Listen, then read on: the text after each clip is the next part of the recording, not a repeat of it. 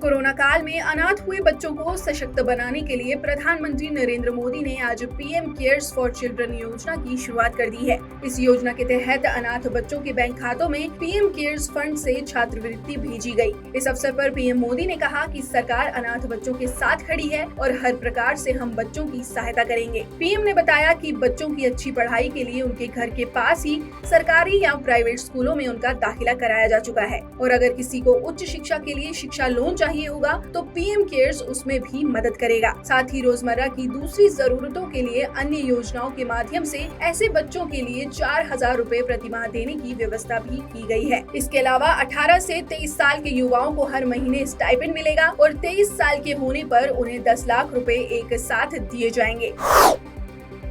वाराणसी के ज्ञानवापी श्रृंगार गौरी मामले पर आज वाराणसी जिला कोर्ट और फास्ट ट्रैक कोर्ट में सुनवाई हुई। इसमें जिला जज अजय कृष्ण विश्वेश की कोर्ट में मामले की पूछनीयता यानी मामला सुनने योग्य है या नहीं, इस पर सुनवाई हुई। इस दौरान मुस्लिम पक्ष ने अपनी दलीलें पेश की। फिलहाल कोर्ट ने सुनवाई को 4 जुलाई तक के लिए टाल दिया है। उधर ज्ञानवापी को हिंदुओं को सौंपने की मांग वाली याचिका पर फास्ट ट्रैक कोर्ट में सुनवाई हुई। इस दौरान कोर्ट ने मूल वाद की कॉपी सारे वादियों को देने के निर्देश दिए हैं। फिलहाल फास्ट ट्रैक अदालत ने भी सुनवाई को अगली तारीख तक के लिए टाल दिया है। पंजाब में आम आदमी पार्टी की सरकार बनने के साथ ही खालिस्तानी गतिविधियां तेज हुई हैं। पंजाबी गायक सिद्धू मूसेवाला की हत्या के बाद अब खालिस्तानी आतंकी संगठन सिख फॉर जस्टिस ने पंजाबी गायकों के लिए एक धमकी भरा पत्र जारी किया है। संगठन प्रमुख गुरु पतवंत सिंह पन्नू ने पंजाबी गायकों को धमकी देते हुए उनसे खालिस्तानी मूवमेंट का समर्थन करने को कहा है और ऐसा न करने पर सिद्धू मूसेवाला जैसा अंजाम भुगतने की धमकी दी है। बता दें कि सिद्धू मूसेवाला की हत्या की जिम्मेदारी कनाडा में रह रहे गैंगस्टर गोल्डी बरार और लॉरेंस बिश्नोई गैंग द्वारा लिए जाने की बात सामने आई है। किसान आंदोलन की अगुवाई करने वाले किसान नेता राकेश टिकैत पर शुरू से ही आंदोलन कम राजनीति करने के आरोप लगते आए हैं। यही वजह है कि अब दूसरे किसान दलों की नजरों में वे खटकने लगे हैं। ताजा मामले में कर्नाटक में एक प्रेस कॉन्फ्रेंस के दौरान एक व्यक्ति ने किसान नेता राकेश टिकैत पर स्याही फेंक दी। बताया जा रहा है कि ये स्याही स्थानीय किसान नेता चंद्रशेखर के समर्थकों ने फेंकी है। दरअसल मीडिया ने बातचीत के दौरान राकेश टिकैत से चंद्रशेखर के बारे में सवाल किया था, जिसके जवाब में टिकैत ने कहा कि उनका चंद्रशेखर से कोई लेना देना नहीं है। इसके बाद चंद्रशेखर के समर्थकों में से एक ने राकेश टिकैत पर स्याही फेंक दी। पुलिस ने स्याही फेंकने के मामले में 3 लोगों को हिरासत में लिया है। जम्मू कश्मीर के पुलवामा के गुंडीपोरा इलाके में सुरक्षा बलों ने 2 आतंकियों को ढेर कर दिया है। यहाँ रविवार की शाम से ही आतंकियों और सुरक्षा बलों के बीच मुठभेड़ जारी थी। सोमवार तड़के सुरक्षा बलों ने पहले एक आतंकी को मार गिराया था। इसके बाद दूसरा आतंकी भी मुठभेड़ के दौरान मारा गया। इसकी जानकारी देते हुए आईजी कश्मीर विजय कुमार ने बताया कि 13 मई को निहत्थे पुलिसकर्मी रियाज अहमद की हत्या में शामिल दोनों आतंकियों को मुठभेड़ में मार दिया गया है। ये दोनों आतंकी जैश-ए-मोहम्मद से संबंधित थे।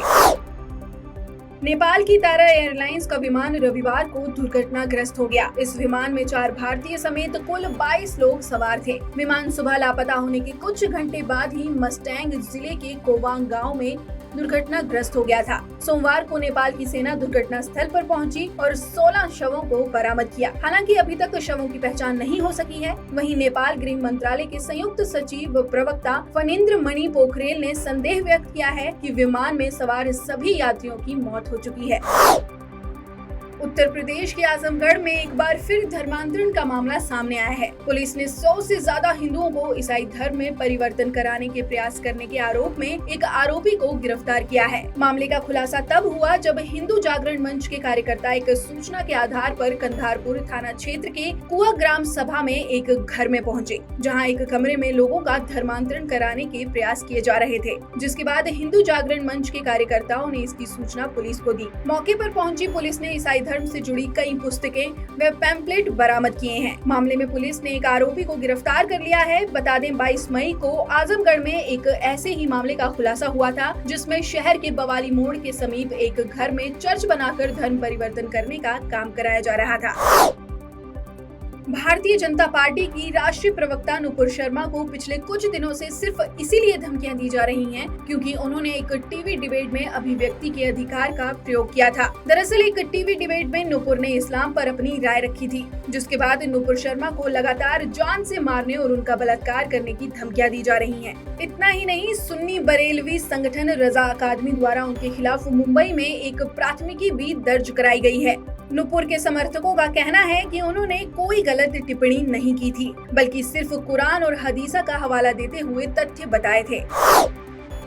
यूपीएससी ने सिविल सेवा परीक्षा 2021 के अंतिम नतीजों की घोषणा कर दी है। आयोग द्वारा यूपीएससी सीएससी 2021 के अंतिम परिणाम आज घोषित कर दिए गए। इसके साथ ही यूपीएससी ने सिविल सेवा परीक्षा में टॉपर की लिस्ट और सफल उम्मीदवारों की सूची भी जारी कर दी है। इस सूची के अनुसार पहले 4 स्थानों पर महिला उम्मीदवार हैं। इसमें श्रुति शर्मा को पहला स्थान मिला है, दूसरे स्थान पर अंकिता अग्रवाल, तीसरे स्थान पर गामिनी सिंगला और चौथे पर ऐश्वर्या वर्मा का नाम है।